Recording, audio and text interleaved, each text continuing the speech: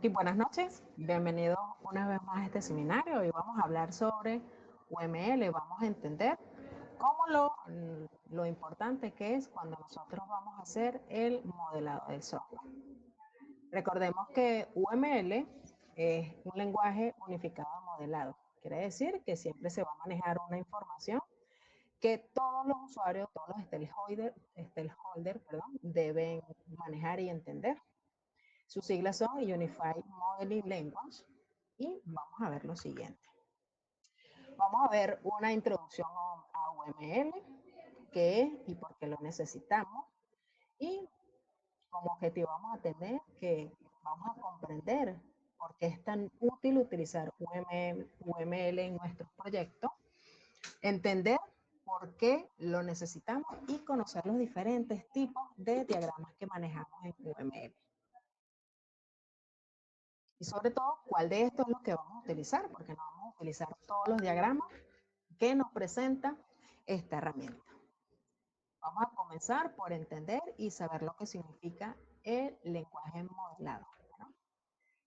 Como mencioné anteriormente, UML son las siglas del lenguaje unificado de modelado, Unified Modeling Language, y en este caso, él es un lenguaje visual, es decir, siempre nos va a permitir a nosotros poder visualizar, es decir, hacer un dibujo de cómo se va a ver o cómo funciona un sistema. En la parte de especificar, como aparece ahí en la presentación, es porque nos permite a nosotros poder detallar las características y los comportamientos que va a tener un sistema. Para visualizar, como les dije, por ser visuales, nos permite a nosotros hacer un dibujo o cómo tener una idea de cómo se va a poder ver el sistema. En la parte de construir, él va a servir de guía para nosotros poder implementar un software y documentar, que es una parte muy importante, porque con esto nosotros vamos a poder dejar un registro claro y comprensible de cómo está conformado un sistema. Podemos hacer la analogía que siempre hacemos, que UML es como los planos de un arquitecto. Es decir, siempre se va a utilizar para construir algo. Y antes de poner, aunque sea un ladrillo, de poner algo, siempre vamos a querer tener un plano, algo sobre lo que trabajar y en este caso poder entender las estructuras de cómo va a estar conformado, ¿no? Y según la analogía que siempre nos dicen, podemos ver que la estructura lo podemos ver como las paredes, como las habitaciones, la forma en cómo va a estar conformado, y los sistemas que vendrán haciendo las tuberías o la parte eléctrica, y en este caso podemos ver con ese esquema, con ese plano, cómo se van a usar los espacios. Entonces, es decir, que UML va a hacer lo mismo, pero con el software. Es decir, nos va a permitir poder nosotros con esta información ver todos los resultados. Es decir, es unificado, porque recordemos que como trabajamos siempre en equipo, en grupo, todas estas personas que conocemos, que son los stakeholders, desarrolladores, analistas de negocios, los gerentes, los clientes, van a poder entender lo que nosotros le estamos representando. Y el modelado no es más que esa representación gráfica, una parte abstracta de lo que nosotros queremos representar. Es decir, se va a ver como esta estructura o esta imagen que nos aparece en pantalla. Es decir, esa parte que a su vez nos va a permitir a nosotros poder hacer un modelado. En el mundo del desarrollo del software, como los equipos de trabajo suelen ser grandes y complejos, los proyectos pueden durar mucho tiempo. Y aquí es donde UML nos va a brindar su aporte. ¿Por qué? Porque si nosotros vemos esta información, es importante recalcar que él siempre nos va a ayudar para mejorar muchos procesos. Y al mejorar esos procesos es que nosotros vamos a ver la importancia de por qué nosotros necesitamos UML. Y uno de esos factores importantes es la comunicación. Eh, Podemos imaginar, ¿no? En este caso, que un cliente quiere un sistema, un determinado sistema, y si solo lo describimos con palabras, puede ser que el cliente nos entienda algo diferente a lo que nosotros queremos expresarle, o al contrario, si él simplemente nos hace una descripción, nosotros puede ser que entendamos una cosa y él tenga en mente otra. Entonces, en este caso, cada desarrollador cada diseñador o cada persona que va a formar parte de este equipo siempre va a entender algo diferente. Y UML, por ser parte de esta comunicación, nos va a permitir tener un lenguaje común y un lenguaje visual, o sea, que todos vamos a entender, ¿no? Y cuando mostramos un diagrama, la ambigüedad se va a disminuir, es decir, una imagen, como se escucha del refrán, que una imagen vale más que 1000 palabras. Y en este caso, nosotros, en la parte de ingeniería, es muy importante. Con otra parte que es importantísimo el UML es en el análisis y en el diseño. ¿Por qué? Porque a nosotros poder entender cómo todo está conformado, nosotros vamos a poder hacer un mejor análisis y un mejor diseño. Es decir, poder entender lo que el usuario quiere para nosotros establecer algo mejor. Con la documentación, es como maneja un buen conjunto de diagramas. Esto nos va a permitir a nosotros que la información que nosotros tengamos sea invaluable. Es decir, todas las personas que se van a unir al equipo de trabajo pueden revisar esta documentación y ponerse al día con lo que estamos trabajando y entenderlo por ser un lenguaje unificado. Nos permite también reducir errores, por eso, porque al entender todo antes del proceso, poder manejar la información de una manera clara nos va a permitir a nosotros corregir los errores mucho antes de que suceda. Y eso es importantísimo, saber exactamente dónde estamos fallando. Y con eso nosotros podemos hacer una mejora de la calidad del software. Es decir, al tener todo claro, nosotros vamos a poder mejorar todos los errores que se nos están presentando.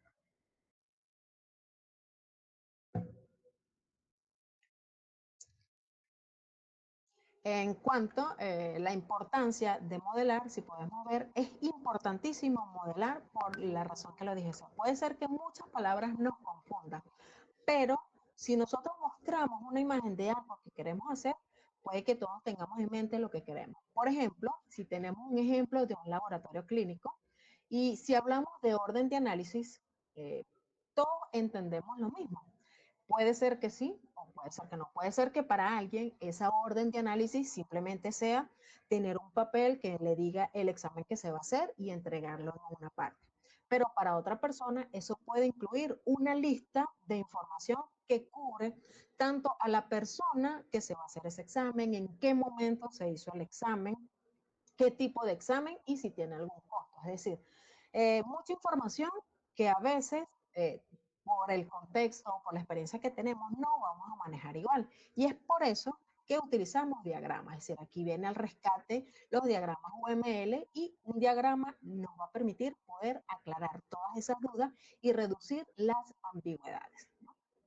Entonces, recordemos que UML es un lenguaje y no es una metodología. Es decir, es importante entender que te da las reglas y la notación, es decir, nos va a dar los símbolos, las flechas, todo el aspecto en cómo se va a estar formando un diagrama. Pero en este caso no nos va a decir cómo lo vamos a desarrollar, es decir, solamente cómo nosotros vamos a representar este diagrama. Y como no es una metodología de desarrollo, UML no nos dice qué metodología utilizar, es decir, no nos dice que tenemos que utilizar Cascada, Scrum, Kanban, sino que podemos usar UML con cualquier metodología de desarrollo. Es decir, que es muy útil esta metodología y sobre todo en metodologías ágiles cuando se usa de una forma muy práctica. Para nosotros poder adentrarnos en toda esta información, es bueno conocer lo que es una historia de UML y cómo comenzó, ¿verdad? Como podemos ver aquí en estas imágenes, podemos ver a esas personas que en algún momento se unieron para poder crear este lenguaje de modelado. El lenguaje UML comienza en los años de 1994, cuando Rambaud se unió a la compañía Rational que fundaba Bosch, ¿no? Y estas dos personas son grandes investigadores en el área de la metodología, en este caso metodología de desarrollo del software. Y el objetivo de ambos era unificar estos dos métodos que tenían este modelo de desarrollo.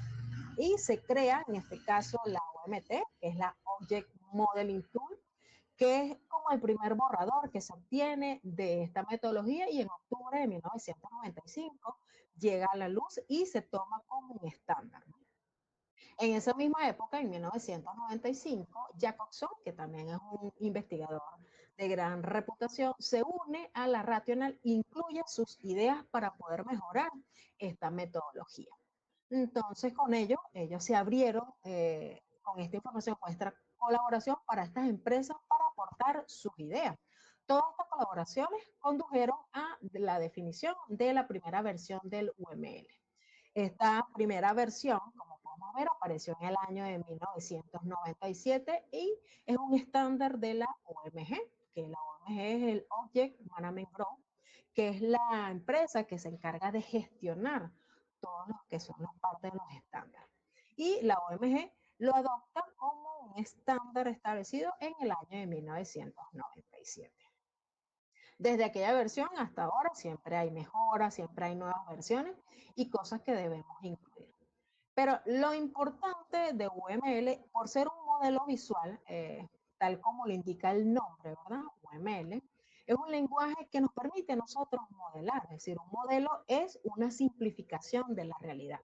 Es decir, que el objetivo del modelado de un sistema es capturar esas partes esenciales que tiene el sistema para poder facilitar el modelado. Es decir, se realiza una abstracción y se plasma en una notación gráfica. Y un sistema, por muy complejo que sea, siempre vamos a tener que abstraer esas necesidades para nosotros poder demostrar y enseñar por medio de gráficos las diferentes formas o las diferentes partes que conforman un sistema. Entonces, la UML o el UML sirve para para el modelado completo de un sistema complejo, tanto en el diseño del software como en la parte de la arquitectura del software. Siempre vamos a tener analogías al momento en que nosotros queremos hacer o modelar para nosotros poder entender los diferentes escenarios en que vamos a aplicar esta información. Entonces recordemos que UML, además de un método formal de modelado, por ser un método formal, nos aporta las siguientes ventajas. Es decir, siempre nos va a permitir a nosotros poder mejorar las especificaciones de lo que estamos haciendo y también nos va a permitir realizar, en este caso, una verificación y una validación de los modelos que estemos realizando. Entonces siempre vamos a tener como analogías como lo comparamos siempre con un sistema de venta, con un sistema de biblioteca, es decir, para tratar de ilustrar las diferentes partes que va a tener un sistema y nosotros poder modelarlo. Recordemos que la UML siempre nació de la mano de la programación orientada a objetos o de este paradigma. Es decir, ella siempre va a trabajar o está enfocado a este paradigma. ¿Y qué significa eso? Bueno, significa que la UML, vamos a pasarle más, que la UML y la programación orientada a objetos son inseparables. Es decir, como UML nació para ser un lenguaje modelado de principal para sistemas construidos usando los principios de la orientación a objetos, la mayoría de los diagramas, especialmente los que son los diagramas de clase, los diagramas de objetos, las secuencias y el del estado, están directamente influenciados por la forma en que nosotros pensamos y cómo diseñamos con el modelo orientado a objetos, ¿no? Además de eso, también nos permite a nosotros tener un fundamento. Es decir, cuando nosotros comprendemos la orientación a objetos, ella nos va a decir el por qué. O sea, está detrás de muchas cosas que nosotros vamos a trabajar. Es más que símbolos, es más que relaciones, y vamos a ver en los diagramas UML que nos van a permitir a nosotros poder tener un sistema que sea robusto, que sea flexible y que sea fácil de mantener. Cuando nosotros aplicamos todas estas estrategias que nos enseñan por medio de los diagramas UML, nosotros vamos a poder ofrecer un software de calidad, un software que cumple con muchos estándares.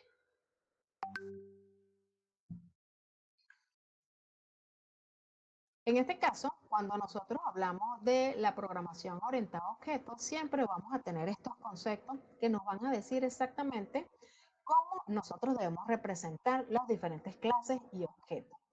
Y esto se conoce como los pilares fundamentales que va a tener la programación orientada a objetos. Entonces recordemos que nosotros partimos de una clase que siempre nos dicen que es una plantilla, que es un modelo del cual nosotros vamos a poder obtener un objeto. Y esa clase va a tener sus atributos y va a tener sus métodos.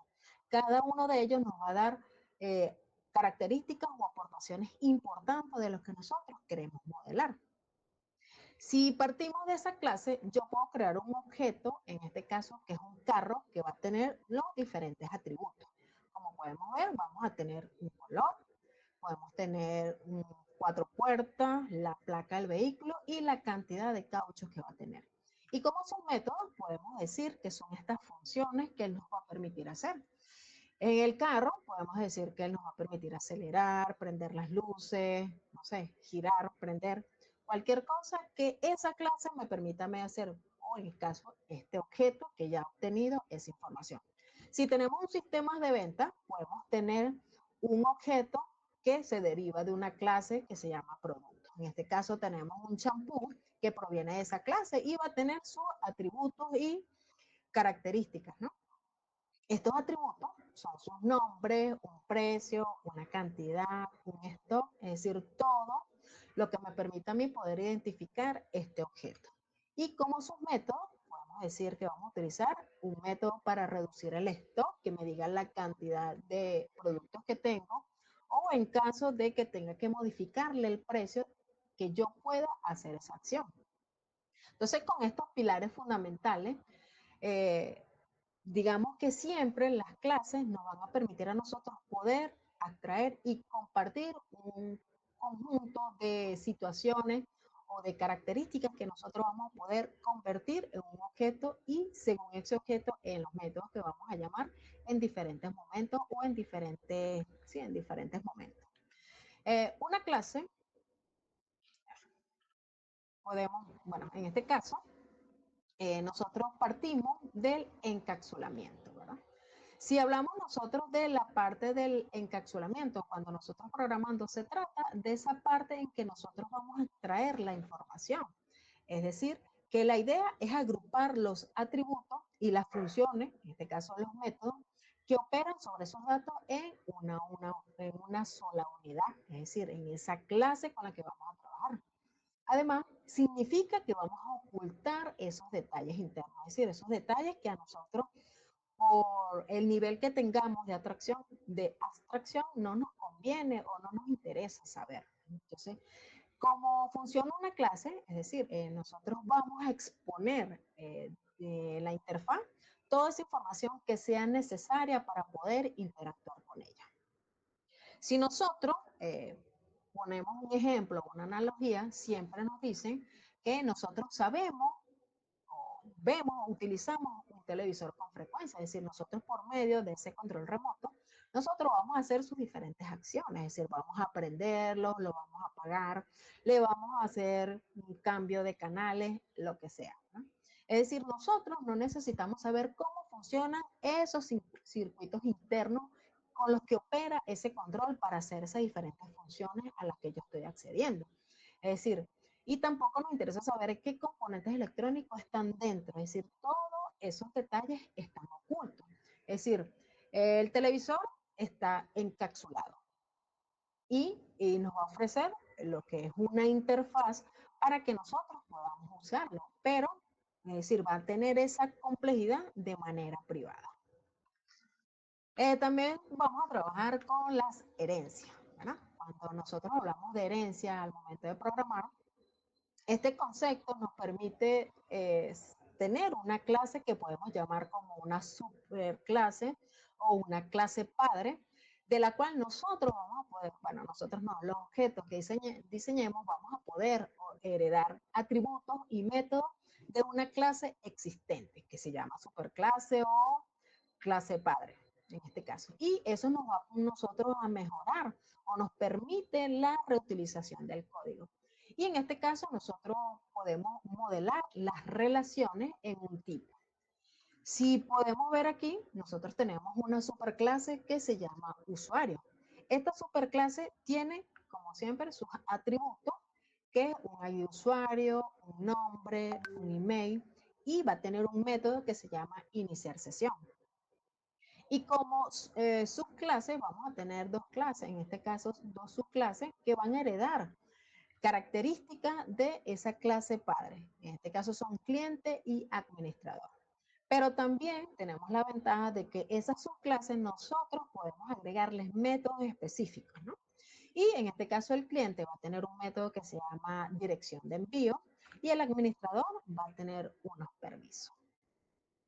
Y en la parte de polimorfismo, en este caso lo definimos el polimorfismo como muchas cosas o significa que muchas formas en este caso y permite que un objeto de diferentes clases se comporten que compartan, mejor dicho, una clase en común y van a ser tratados diferentes según el objeto al que esté invocado, ¿no?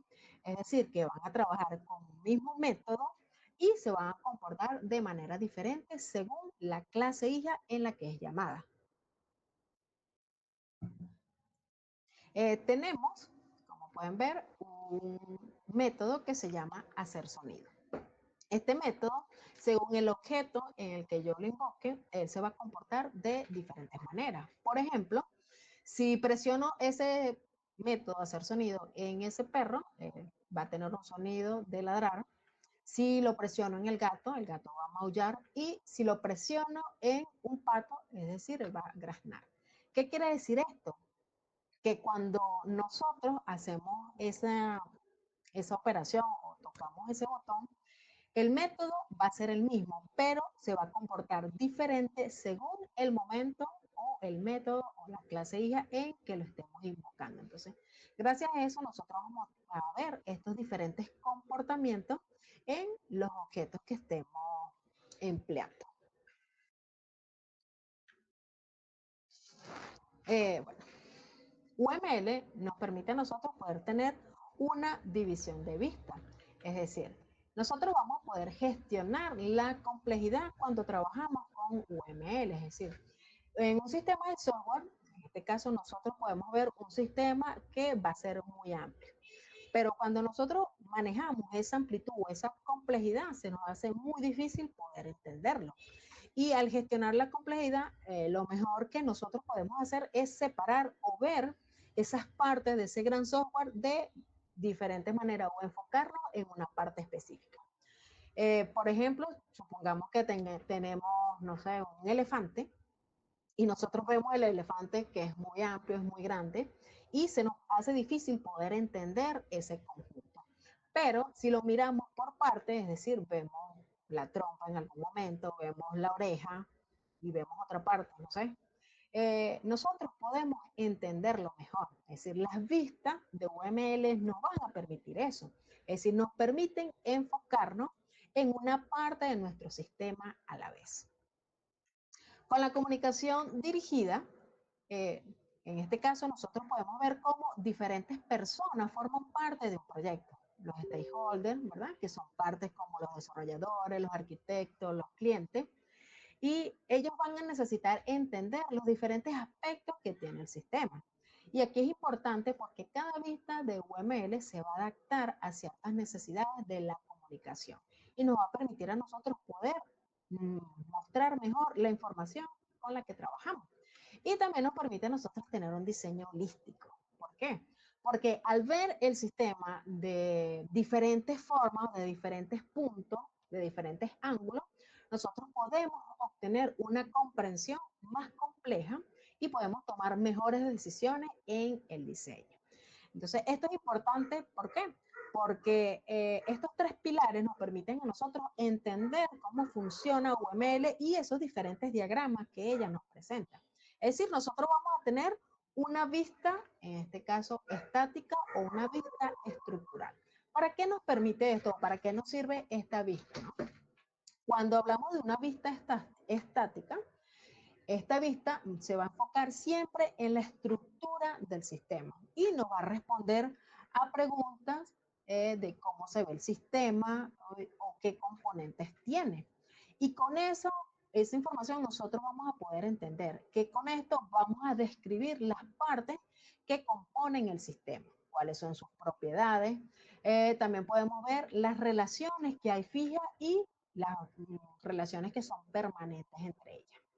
Y en este caso también la estructura nos permite a nosotros ver como la parte del esqueleto o esa arquitectura que va a conformar nuestro sistema. Si seguimos con la analogía de la casa, nosotros podemos ver que el diseño nos va a mostrar las paredes, nos muestra las habitaciones y en este caso también podemos ver dónde están ubicadas las puertas, dónde están ubicadas las ventanas y vemos cómo todos los espacios se comunican por medio de esos espacios que dejamos allí, como las puertas, ¿no? Y vemos que todos nos podemos comunicar entre diferentes partes de esa casa por medio de las puertas. Entonces, es una parte estructural, o sea, cómo nosotros estamos viendo nuestro sistema.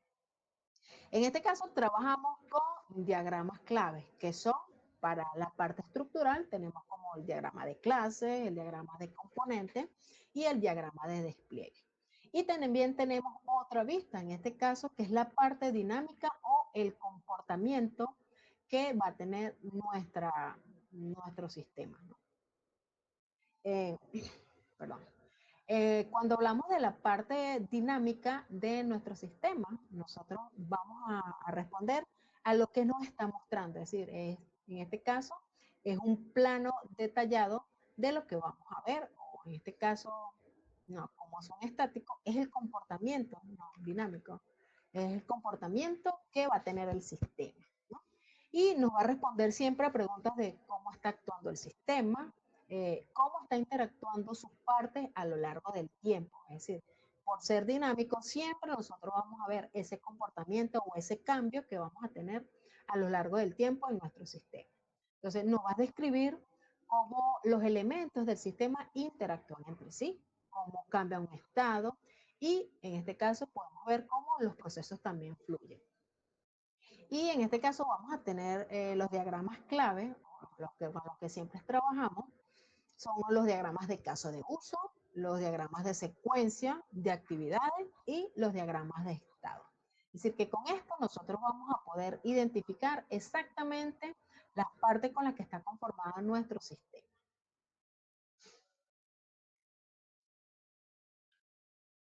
Como todo diagrama, nosotros en este caso vamos a trabajar con unos cuantos.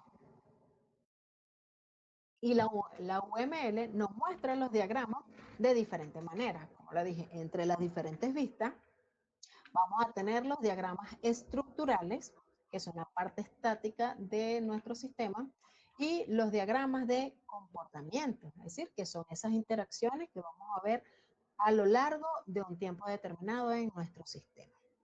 Como los diagramas estructurales, nos vamos a tener como diagramas de clase, diagramas de paquete, de objetos, tenemos diagramas de comportamiento, diagramas de despliegue, tenemos diagramas de estructura y los tenemos, y en los de comportamiento vamos a tener el diagrama de actividades, el diagrama de secuencia, diagramas de comunicación, los diagramas de interacción, diagramas de perfil, diagramas de máquinas de estado, los diagramas de caso de uso y diagramas de temporización. Como podemos ver, están diferenciados cada uno por la forma en que se va a comportar nuestro sistema. Esta es la versión del UML, la última versión, el 2.5, que eh, nos da las diferentes vistas con 14 tipos de diagramas.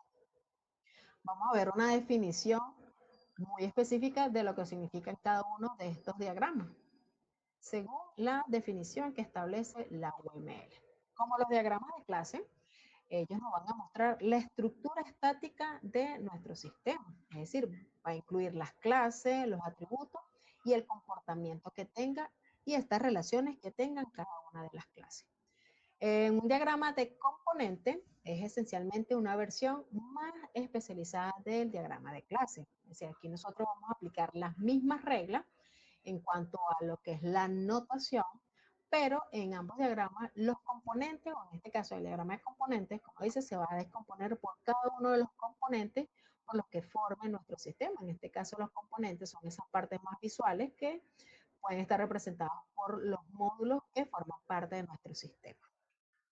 Tenemos los diagramas de lanzamiento, que anteriormente se llamaban diagramas de despliegue. Aquí muestra cómo nosotros vamos a implementar el software en los componentes de hardware en un sistema. Y estos diagramas son muy útiles para los ingenieros de sistemas, ya que nos va a permitir o nos suele mostrar la parte del rendimiento, la escalabilidad, la mantenibilidad y la portabilidad que va a tener un sistema. Es decir, y aquí también podemos ver cómo esos componentes de hardware están relacionados entre sí y qué componentes se necesitan para poder hacer una correcta implementación. Tenemos los diagramas de estructura compuesta, que estos tipos de diagramas son esencialmente los esquemas de la estructura interna de un clasificador. Es decir, que nosotros este tipo de diagramas lo podemos utilizar para mostrar el comportamiento de una colaboración o las interacciones al momento de que tenemos un entorno y necesitamos que otro elemento forme parte de la implementación que estamos realizando. Tenemos los diagramas de objetos que muestran ejemplos de estructuras de datos en un momento específico. Es decir, nosotros podemos utilizar los diagramas para mostrar, en este caso, las estructuras con un diagrama de clase. Pero luego podemos utilizar un diagrama de objeto para poder mostrar esas pruebas, es decir, van a ser un complemento para poder nosotros mejorar la información que estamos diagramando. Tenemos los diagramas de paquete que se van a utilizar para mostrar las dependencias entre los diferentes paquetes o sistemas. Quiere decir que con esto nosotros vamos a mostrar los diferentes archivos, librerías o bibliotecas que necesita nuestro sistema para funcionar correctamente. Tenemos los diagramas de temporización, que a menudo se le llama un diagrama de secuencia invertido, porque nos va a mostrar cómo están interactuando los objetos en un marco de tiempo determinado. Y en este caso se utilizan estos diagramas para ver cuánto tiempo lleva un paso de un proceso y en este caso ver si en alguno de esos procesos hay mucha lentitud y ver cómo podemos mejorar estos procesos. Tenemos el diagrama global de interacciones, que este diagrama resume el flujo de control entre los diferentes nodos. Es decir, tenemos los nodos iniciales y todo lo que corresponde a las interacciones entre los diferentes nodos y las bifurcaciones que tomamos.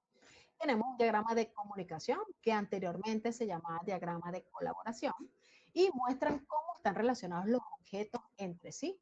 Es decir, vamos a modelar las formas, cómo se asocian cada uno de estos objetos y cómo se conectan y los mensajes que hay entre cada uno de estos objetos. Tenemos los diagramas de estado, que simplemente nos van a mostrar los estados que van a tener un objeto en cierto momento. Eso va a depender también del tipo de sistema. No todos manejan estados, pero va a depender de las diferentes combinaciones que pueda tener ese objeto. Tenemos los diagramas de caso de uso, que nos van a modelar cómo los usuarios van a interactuar con nuestro sistema. Según la definición, dice que está mostrado como una figura de palo llamado un actor que interactúa con el sistema. Y este tipo de diagrama UML debe ser una visión general, ese es muy general y no entra en especificaciones del sistema. Por eso es uno de los diagramas de más alto nivel que tenemos. Y tenemos los diagramas de secuencia, que a veces está denominado como diagrama de evento o un diagrama de escenario de evento. Y aquí nos va a mostrar el orden en que están interactuando los objetos de este modo. Y lo podemos ver en diferentes tipos de escenarios. Y por último, tenemos los diagramas de actividades. En este caso, nosotros tenemos la visualización de los pasos que vamos a realizar según un caso de uso. Es decir, las actividades pueden ser secuenciales, pueden ser ramificadas. Es decir, este nos va a permitir a nosotros poder mostrar un comportamiento dinámico que va a tener nuestro sistema a lo largo de un tiempo.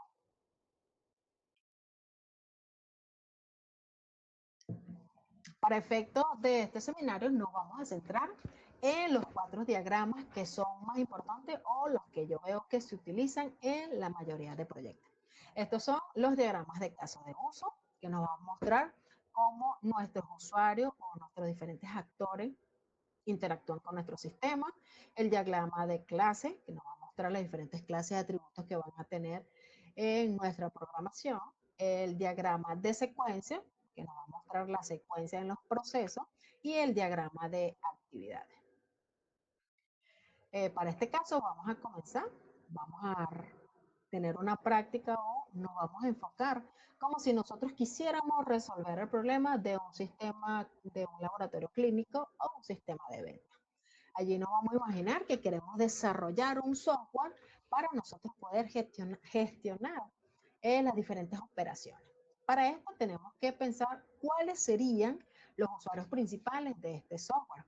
Vamos a ver, según las historias de usuario, cómo cada actor lleva su proceso y qué rol va a tener a lo largo de la utilización del software. ¿Cuáles son algunas de las cosas o entidades importantes con las que nosotros vamos a interactuar en el software? Es decir, nosotros siempre tenemos que pensar en los sustantivos, es decir, en esas personas que van a formar parte de nuestro sistema. Vamos a también entender qué acciones o qué procesos nosotros creemos que el software debería poder realizar. Y en este caso, como son acciones, siempre lo vamos a trabajar como un verbo, es decir, que van a estar en infinitivo al momento de nosotros poder referirnos a unos tipos de estos diagramas. En este caso, para poder nosotros entender cómo vamos a hacer esta diagramación o entender por qué nosotros vamos a hacer estos pasos en algunos momentos, vamos a guiarnos por esta historia de usuario para la gestión de los pacientes. La historia de usuario se llama o se realizó una recepcionista, recuerden, es un laboratorio clínico, y la recepcionista dice que ella quiere poder buscar pacientes existentes por nombre, por apellido, por número de identificación para poder acceder rápidamente al historial. Tiene un criterio de aceptación, es decir, que la búsqueda debe ser rápida y mostrar unos resultados relevantes. También quiere poder actualizar la información de contacto de un paciente existente para asegurar que tengamos los datos más recientes. Tiene un criterio de aceptación que el sistema debe permitir modificar los campos y guardar los cambios. Y como última petición de este usuario, es decir, que quiere poder registrar la información demográfica que corresponde a esos datos básicos de una persona o de un paciente, que corresponden a su nombre, apellido, fecha de nacimiento, sexo y un número de contacto. Y eso le va a permitir poder agilizar el proceso de ingreso. Su criterio de aceptación es que el sistema debe validar los campos obligatorios, es decir, debe recibir una confirmación del que el paciente fue registrado exitosamente. Entonces vamos a comenzar, como dijimos, que nos vamos a centrar en los 4 y comenzaríamos con el diagrama de casos de uso. Y el diagrama de caso de uso nos va a responder qué hace el sistema y quién lo usa.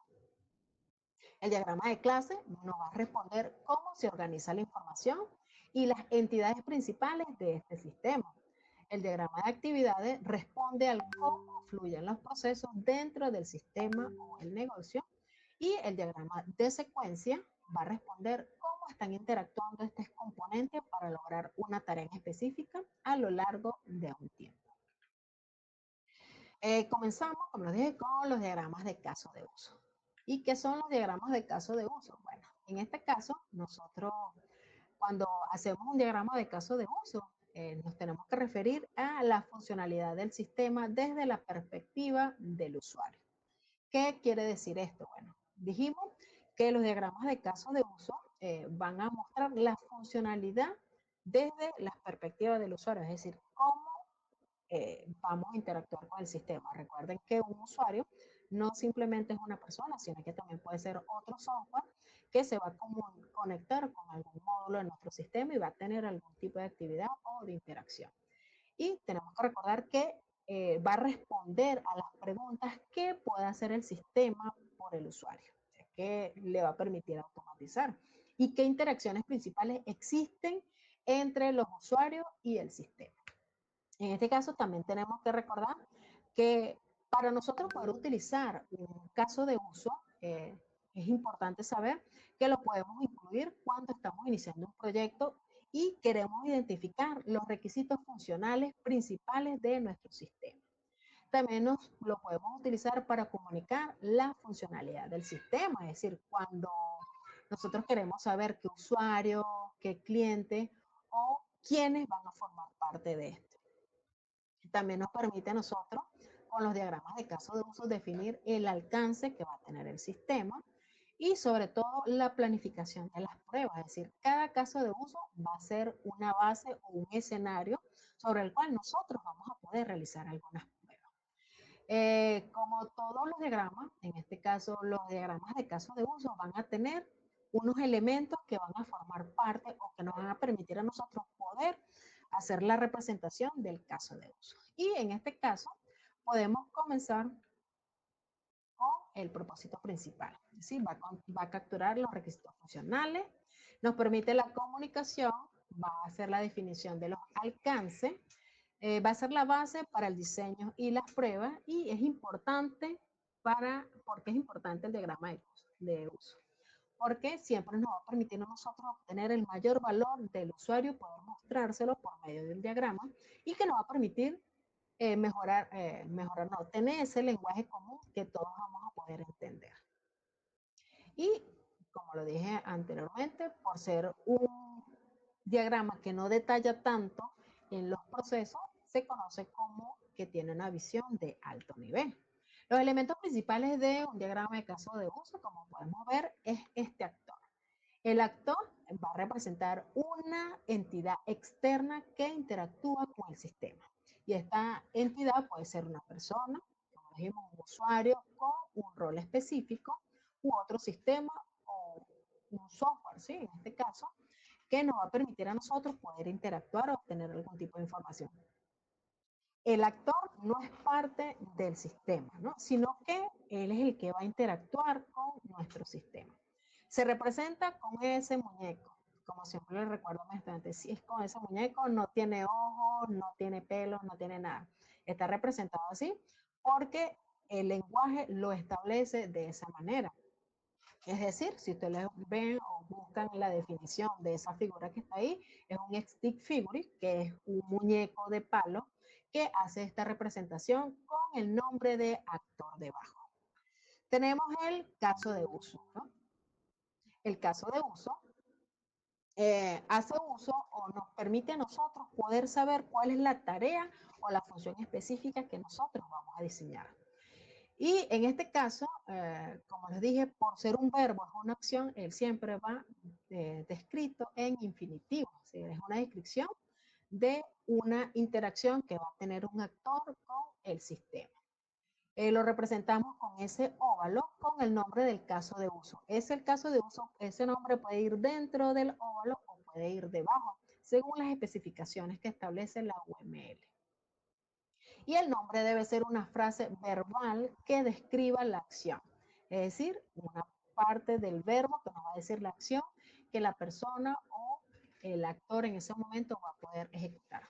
La especificación detallada de un caso de uso es fundamental y es muy importante que nosotros podamos entenderla porque los óvalos y las líneas nos van a decir la interacción o la conexión de lo que nosotros queremos desarrollar. Es decir, si nosotros vemos una vez este diagrama, por ser un diagrama de alto nivel, nosotros podemos entender o su importancia está en que un caso de uso se encuentra en su especificidad, es decir, es muy específico en lo que se va a hacer.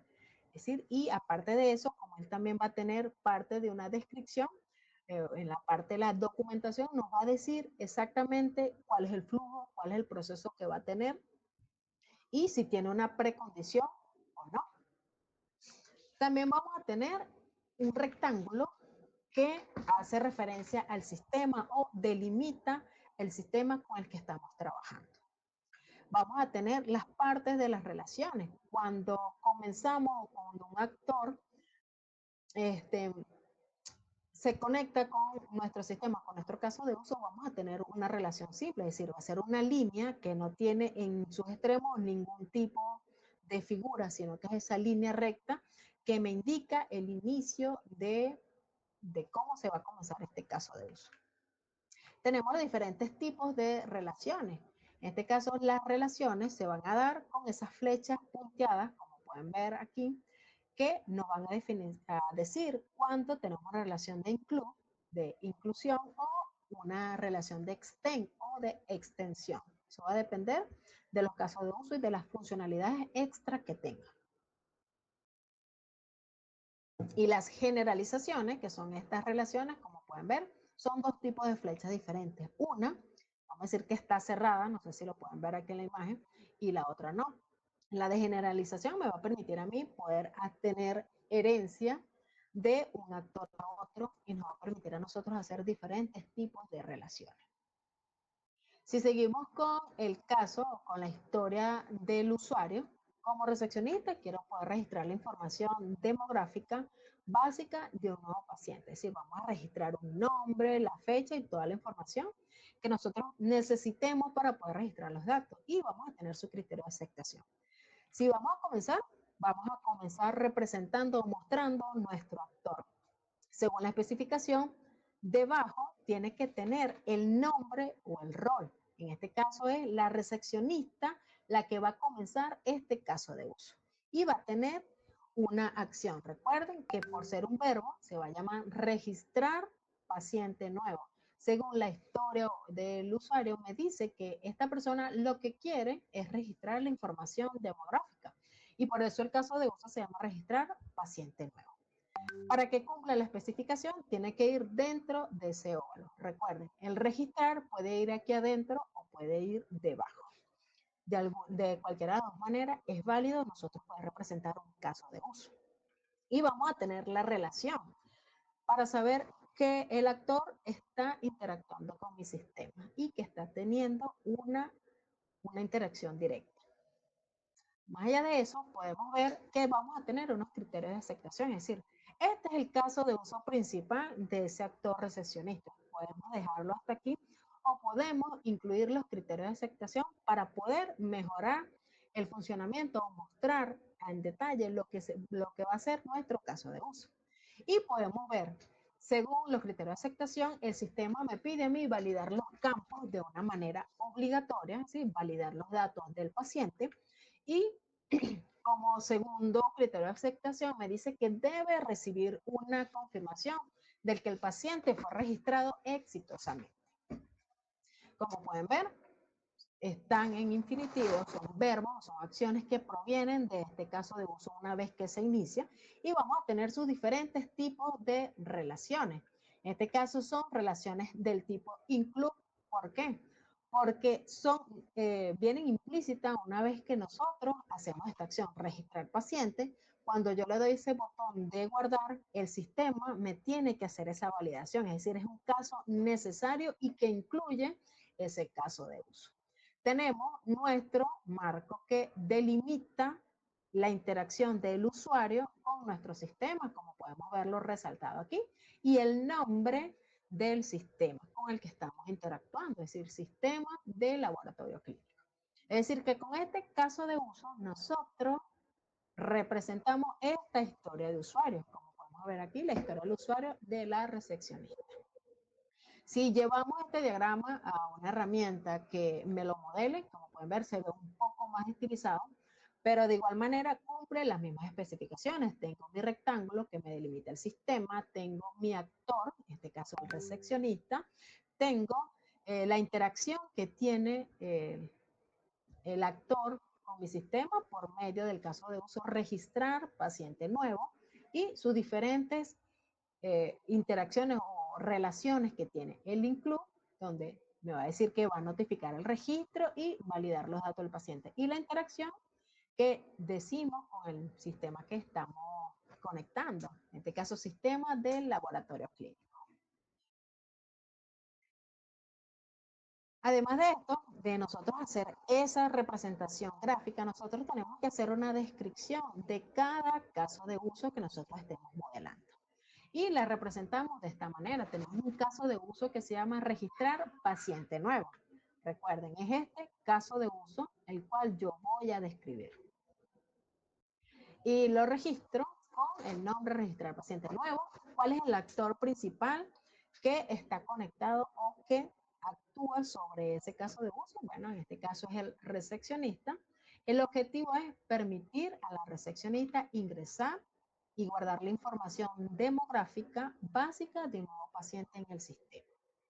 Tiene precondiciones, es decir, la recepcionista para poder guardar esto ya tuvo que haber realizado un inicio de sesión y la recepcionista ha seleccionado la opción para registrar un nuevo paciente, es decir, tiene que estar en ese módulo que le permita registrar la información del paciente. Y la postcondición es, si es exitosa la información, se va a guardar en la base de datos y le va a decir que fue guardada correctamente, y si falló, el paciente no ha sido registrado y se ha notificado a la recepcionista sobre los errores de validación.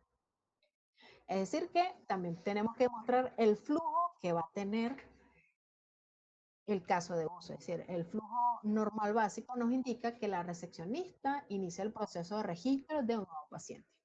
El sistema presenta un formulario vacío para el registro del paciente y la recepcionista va a ingresar los datos correspondientes. Y la recepcionista debe confirmar que todos los datos estén completos porque es parte de la validación que me pide el caso de uso, o en este caso la historia del usuario. Y el sistema incluye un caso de uso que tiene que validar los datos del paciente, y si eso es correcto, la información se va a guardar en el sistema. Si no, el caso de uso, que incluye un caso de uso, va a decir que el caso es exitoso y finaliza.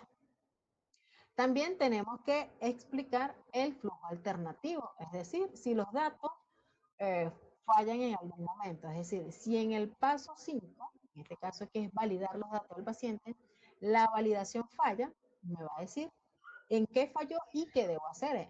Aquí dice que si los campos, ya sea porque están vacíos, porque no colocó el formato correspondiente, ahí va a fallar la validación.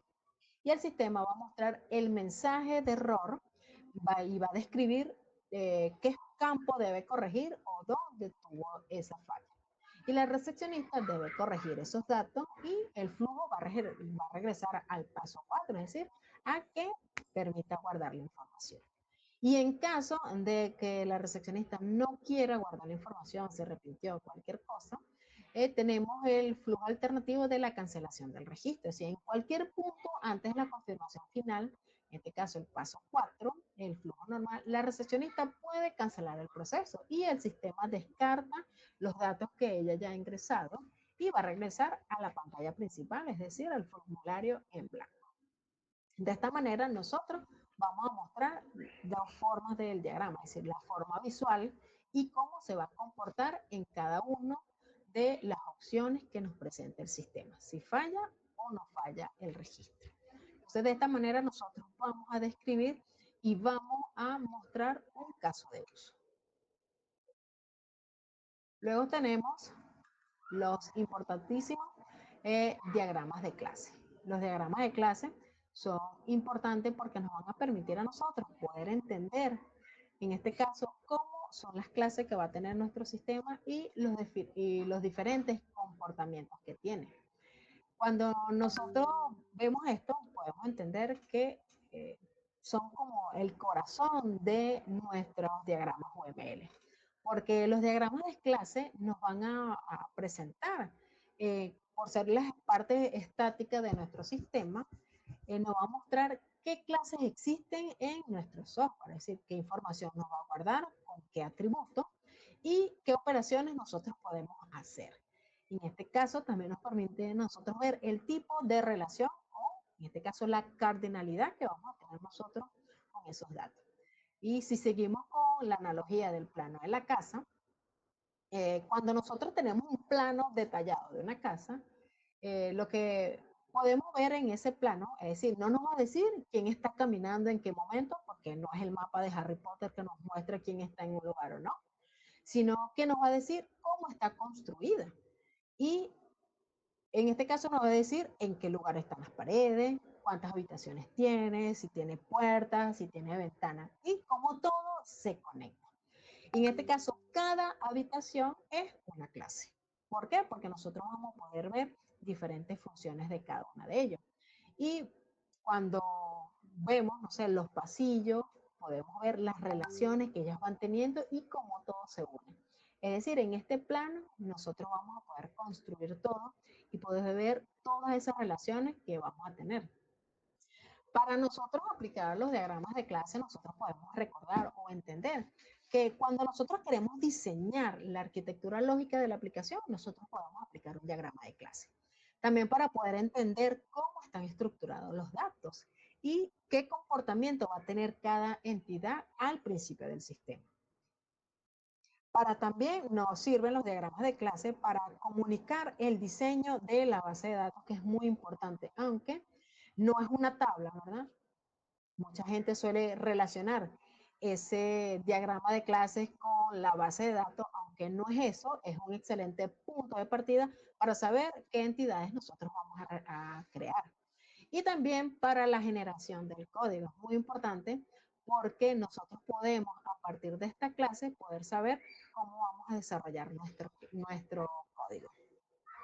Los diagramas UML nos establecen que las clases van a tener diferentes características, aunque también podemos ver que están orientados a objetos porque son muy importantes para el UML y como les dijimos anteriormente, UML y la orientación a objetos son inseparables y son el fundamento para el diseño o el desarrollo del software, porque con ellos nosotros vamos a crear un software robusto, escalable y fácil de mantener. Ok.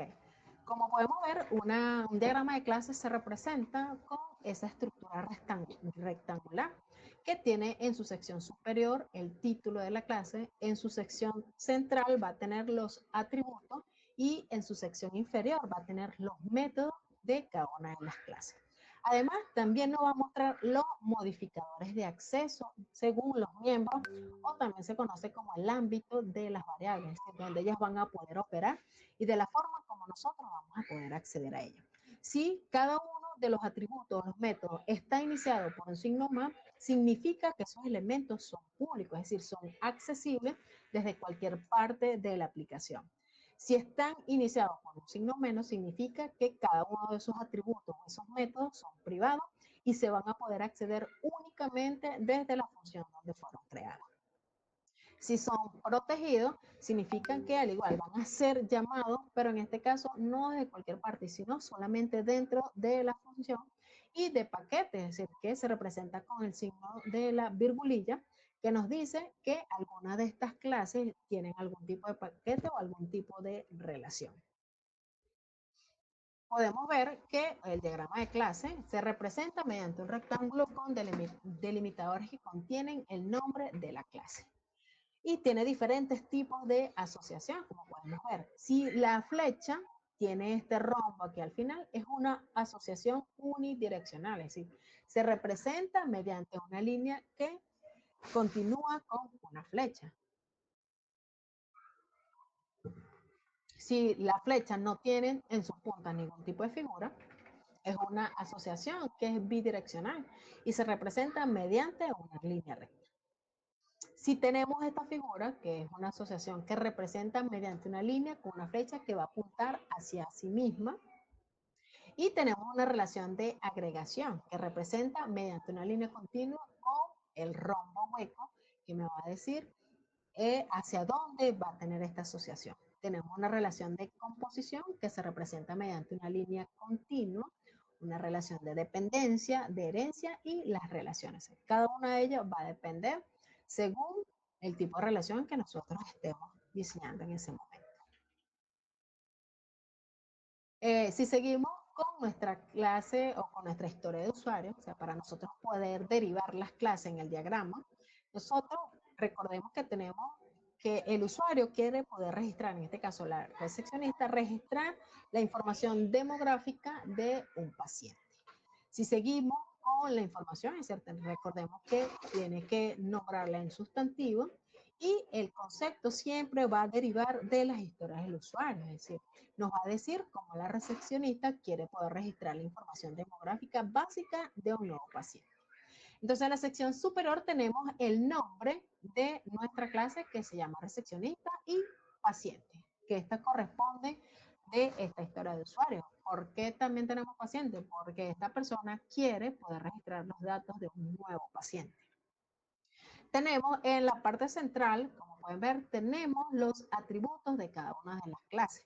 Y cada una inicia con el signo menos, es decir, son clases privadas, perdón, atributos privados de las cuales se va a poder acceder desde el elemento en que fue creado o de la clase en la que fue creada.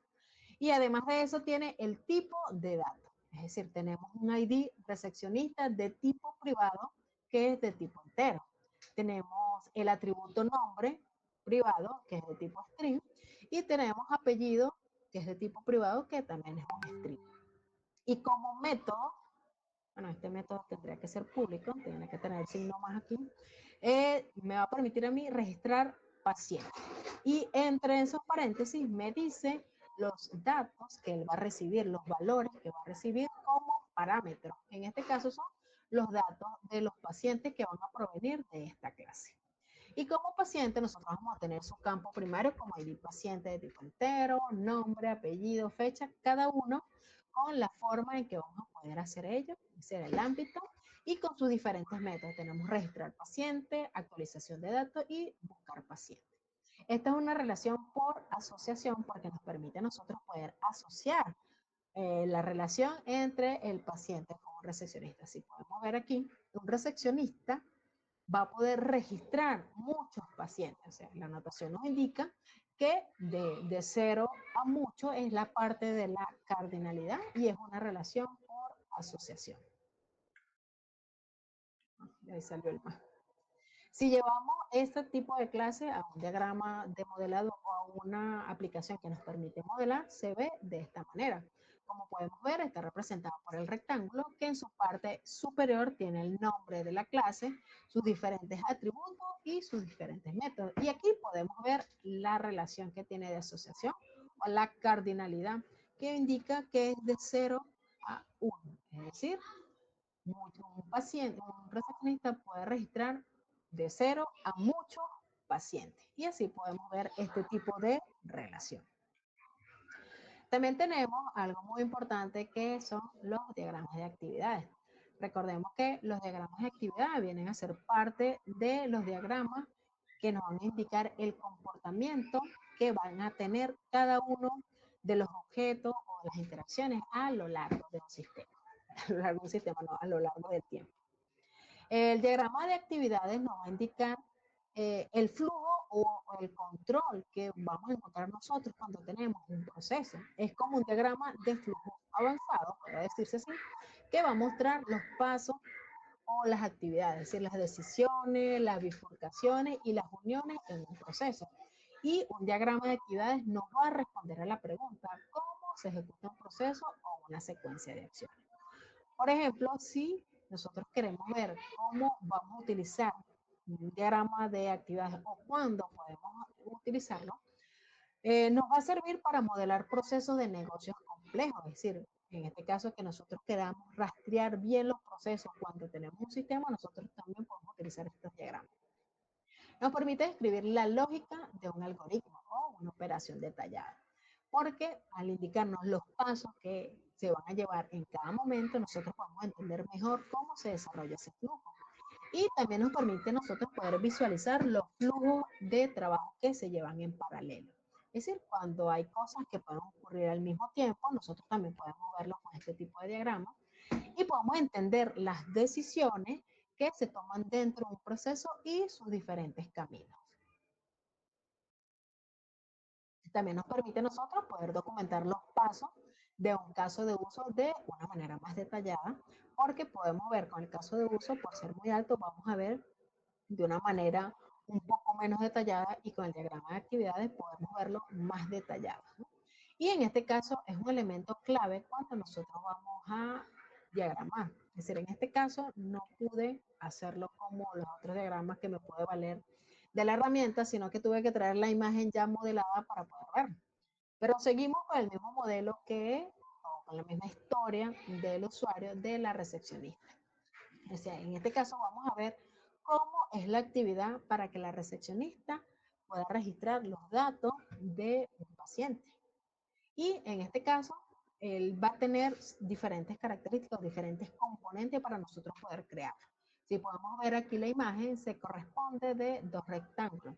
Y esto significa que nos da un escenario sobre el cual nosotros vamos a interactuar. Porque en la parte superior nos indica el elemento que está actuando en ese momento, ya sea un actor o el usuario, el que está haciendo la actividad.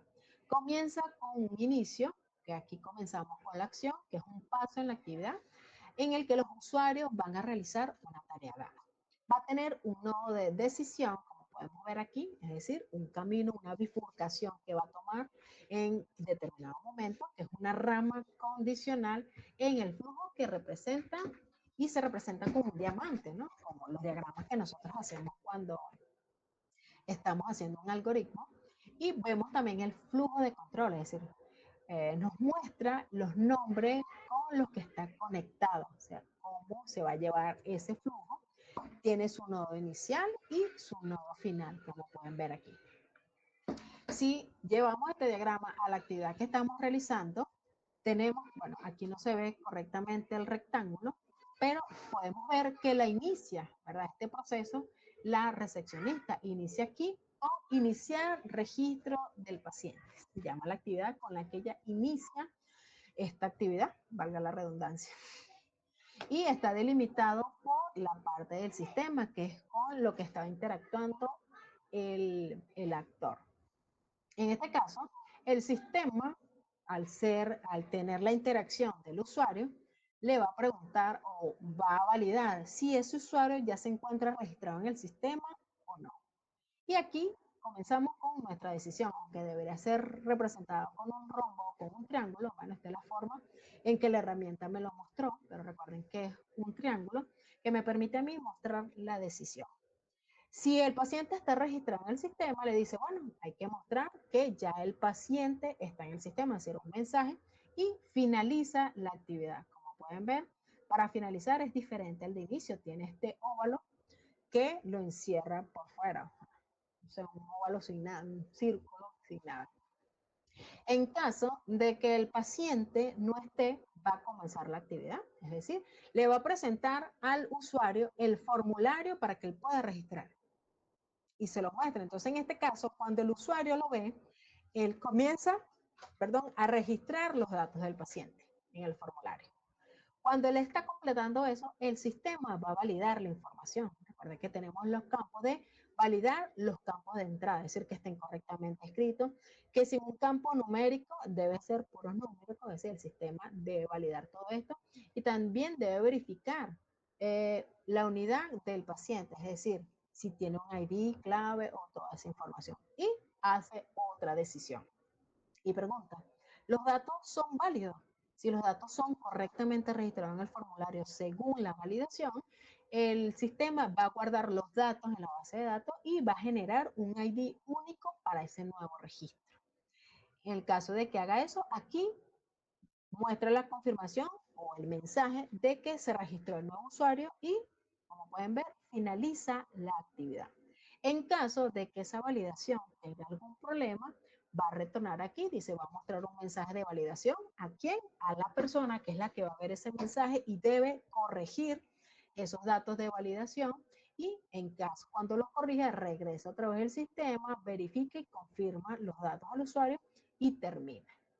Entonces, con la historia de usuario, como podemos ver con esto es tan simple, pudimos completar el diagrama de actividades que nos va a indicar esa secuencia que vamos a tener a lo largo de un tiempo cuando interactuamos en una parte específica. Como podemos ver aquí, aunque aquí no se ve el rectángulo, me indica una parte específica del escenario, es decir, cuando el recepcionista interactúa con el sistema y cuando el sistema hace sus actividades, es decir, me lo separa por este carril para yo saber exactamente los escenarios.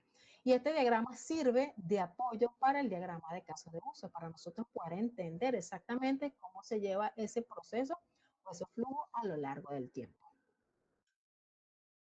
Y tenemos otra forma también de representar el diagrama de actividades. Como pueden verlo, aquí me indica o está separado por esa línea que me indica qué actor va o qué escenario se está llevando en qué momento. También los diagramas UML, aunque nos dice exactamente los tipos de diagramas, muchas veces no nos dice cómo nosotros podemos representarlo. Lo mismo pasa con los diagramas de caso de uso, que no nos dice exactamente cómo nosotros podemos representarlo, pero digamos que manejamos ciertos estándares que están establecidos no por esa misma norma, sino por el uso o por las empresas que lo realizan. Y esta es otra forma de cómo nosotros podemos presentar o mostrar un diagrama de actividades.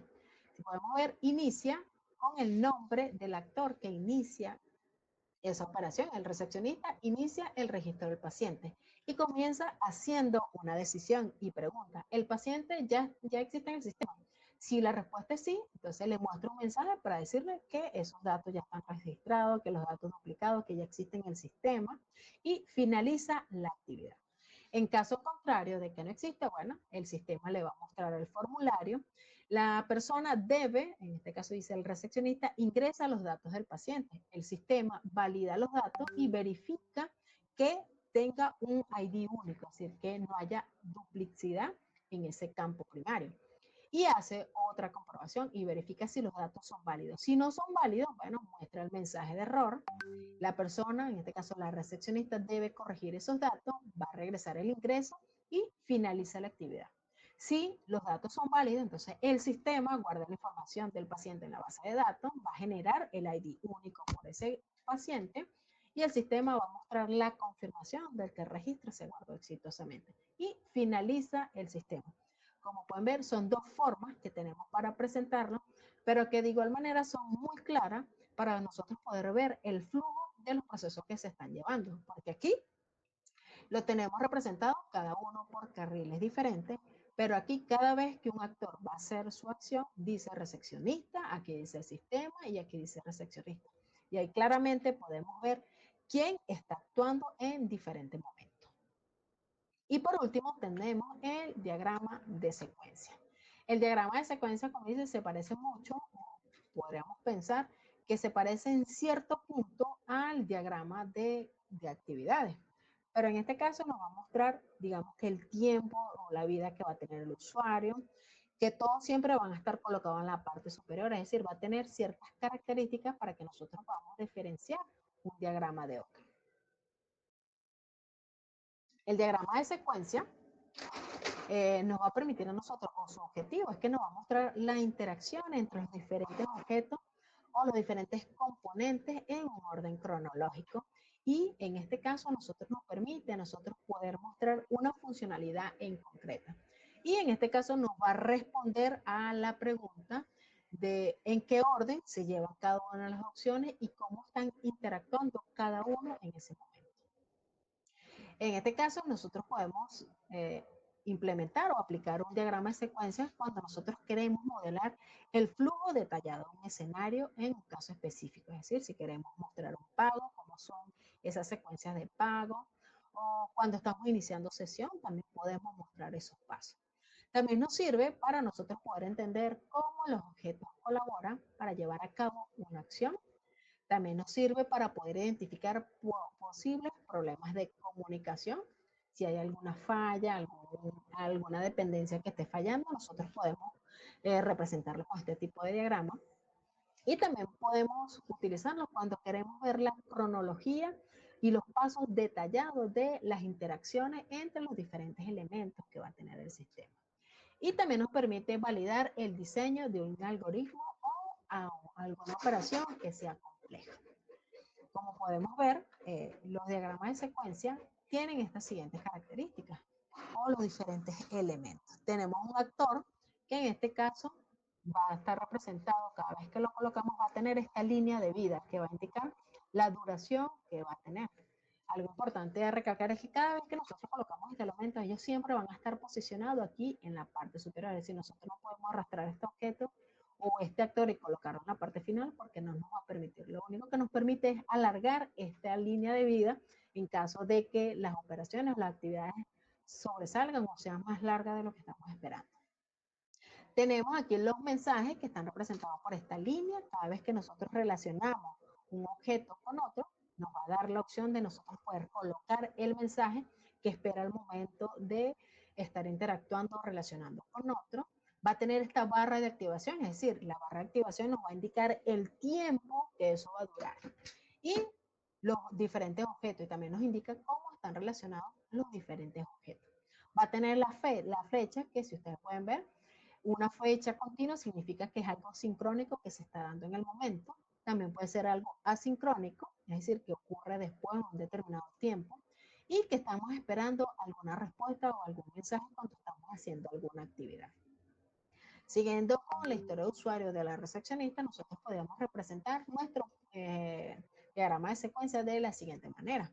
Tenemos el actor recepcionista. Como pueden ver aquí, aunque no se visualiza bien, tenemos esta línea punteada que representa el tiempo de vida o largo de vida que va a tener este usuario.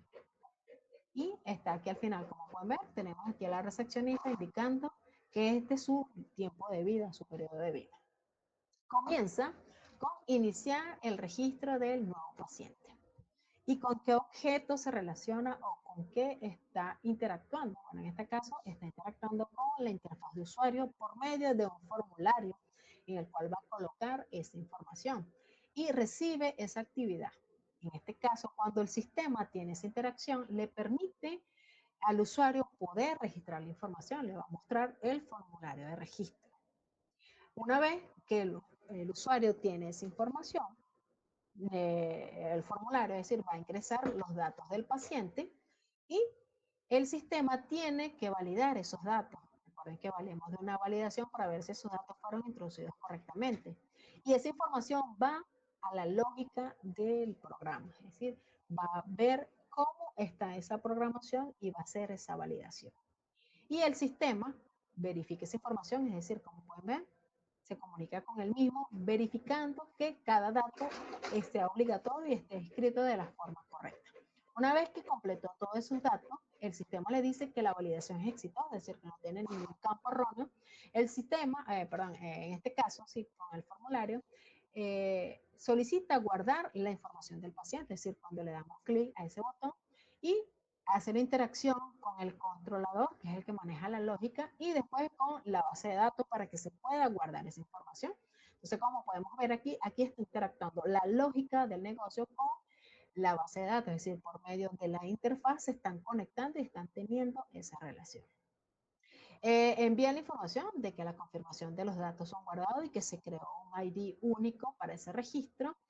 Se verifica y se confirman los registros del ID del paciente y se muestra un mensaje al usuario que dice el paciente X fue registrado y tal vez podrá decir con el ID tal, con el código tal, va a depender de cómo lo configuremos. Y en este caso, ¿verdad? Si no se pudo completar la información porque hubo algún tipo de inconveniente, bueno, baja aquí, me muestra el mensaje de error en la interfaz de usuario y le muestra otra vez el formulario al recepcionista para que corrija donde se equivocó. Y como pueden ver, este diagrama de secuencia me dice exactamente cómo ocurren los diferentes procesos en un determinado tiempo y qué hace cada uno con los mensajes y la información que está detallando para que nosotros podamos hacer estos 4 diagramas. Con estos 4 diagramas, por lo general es lo que nosotros construimos o hacemos nuestro sistema. Como pueden ver, a pesar de que fueron 4 diagramas, nos tomó tiempo poder explicarlo y poder entenderlo, a pesar de que no lo hicimos directamente en la aplicación. Cuando nosotros debemos considerar utilizar otros diagramas diferentes a los que vimos anteriormente. O sea, cuando nosotros tenemos un sistema que nos va a permitir a nosotros, o que sea muy grande, podemos implementar un diagrama de paquete para nosotros poder organizar la información con diferentes clases y objetos. El diagrama de componentes o el diagrama de despliegue es indispensable para sistemas que son complejos o que nosotros vayamos a implementar o distribuir de diferentes maneras. El diagrama de máquina de estado tiene, digamos que su importancia o su particularidad de que nos va a permitir a nosotros poder cambiar los estados de los objetos según el comportamiento que van a tener. Por ejemplo, en una parte el sistema nos puede mostrar que un proceso puede ser tomado, que un dato puede ser analizado o reporte, es decir, como van a estar trabajados o implementados por capas, vamos a poder ver las diferentes opciones. El diagrama de objetos es útil para mostrar un ejemplo concreto y real de cómo se van a ver los objetos en un momento dado. Y otros diagramas, ya sean el de comunicación, el de interacción, nos van a permitir a nosotros dar información más especializada en situaciones donde se requiera mostrar un detalle más técnico. Es decir, no son una prioridad, pero nos permiten a nosotros poder mostrar o complementar otro diagrama o algún proceso que no se entienda bien con los diagramas que mostramos anteriormente. Aunque difícilmente, porque podemos ver que con los 4 diagramas que pudimos ver anteriormente, podemos ver todos los procesos y las diferentes vistas que va a tener nuestro sistema. Las herramientas con las que podemos trabajar para nosotros poder modelar, hay gratuitas, hay de pago, hay para todos los gustos. Podemos utilizar Plan UML, Lucidchart, Dower, Star UML, Visual Paradigm, Drayo o Enterprise Architect. Muchas de ellas podemos utilizar una parte de una versión gratuita, pero si queremos profundizar en otros tipos de diagramas, tendremos que utilizar la versión de pago. Bueno, esto ha sido todo por la presentación.